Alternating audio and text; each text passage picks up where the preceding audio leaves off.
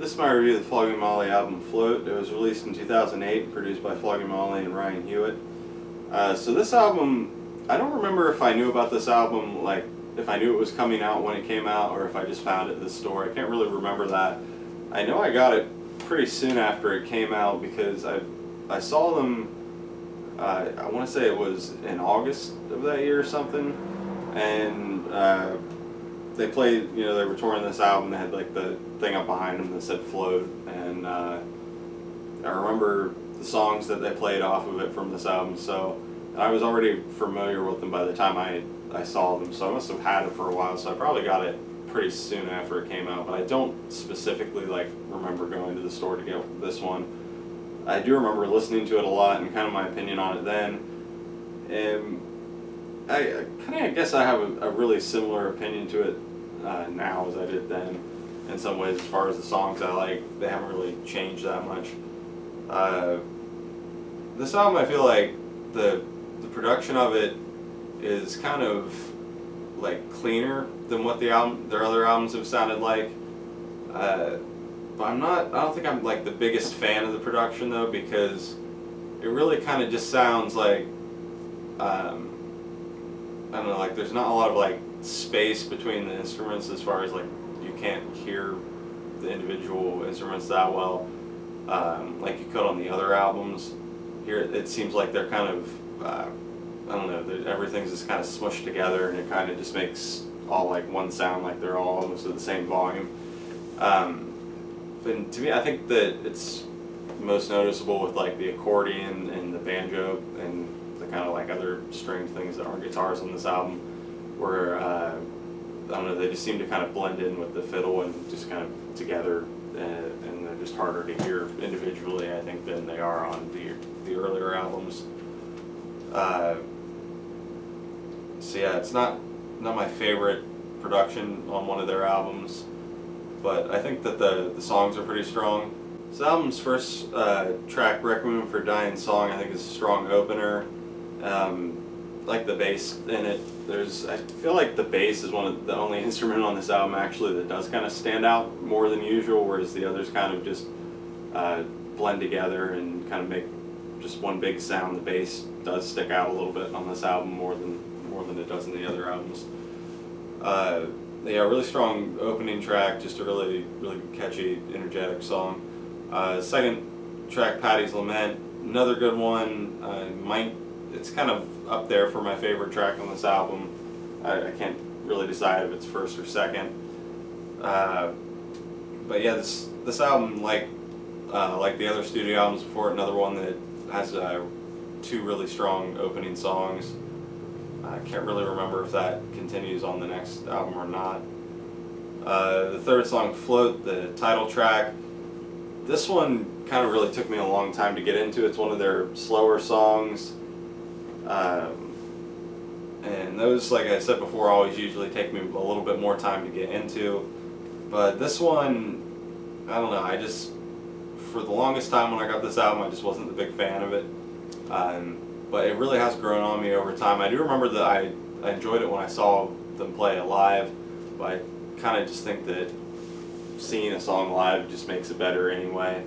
But yeah, this one's definitely grown on me over time, so now I like it as a title track, but it kind of took me a while since it's slower. The fourth song, You Won't Make a Fool Out of Me, another one that kind of goes back to the more energetic songs. They kind of slowed things down with Float, now they kind of pick it up again. And this one's cool. It's got some cool fiddle and drums in it. The Lightning Storm, another really good kind of faster one. The sixth song, Punch Drunk Grin and Soul, was never one of my favorite ones really, but listening to it tonight, I could kind of, I don't know, I still don't think it's one of my favorite songs on the album, but I just think it is an interesting song, kind of how the different parts go together. It's kind of cool what they did. So the seventh song, Us of Lesser Gods. This one was another one that was never really one of my favorites because it's kind of in between a slower song and a faster song. It's not, I don't know, it's not like a ballad, but it's not really like an energetic rocker or anything. But I think that's just kind of why it always was never one of my favorites, just because it kind of falls in between. But it's not a bad song or anything. It's just that it's not the one that if I was just listening to random tracks on this album, I don't think I would pick this one that often. The eighth song, Between a Man and a Woman, from Alive Behind the Green Door, and I honestly should have listened to that version to kind of compare it to this one. It's definitely, I mean, this is the more like listenable version of the song. From what I can it's definitely more listenable because that album's just like, you know, really underproduced and everything. But that version definitely was more like energetic than this version from what I remember, because that album's just like super crazy. But yeah, it's never been my favorite song on that album, and I think that it kind of stands out here a little bit as being an older song because it just doesn't sound like, I don't know, I think that they've just gotten better as songwriters as they've gone on to this point. So yeah, I just think it stands out as kind of an older song.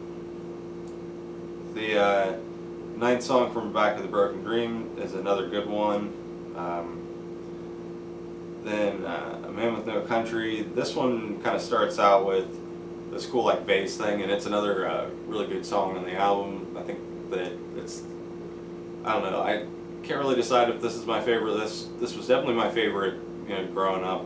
Now it's probably this or Patty's Lament, but I'm not really sure. Then the 11th and final track, The Story So Far. Another slower song that I never really got into back in the day. Listening to the album, I probably, from what I remember, would usually turn it off at this point instead of listening to the whole song. But I definitely have listened to it a lot because I remember like the ending of the song is the part of the song I always remember, kind of when the backing vocals come in, and that's one of my favorite part. Kind of as the song ends with the backing vocals, but it's not a bad song. It's just I don't find it like super memorable because I didn't listen to it a lot.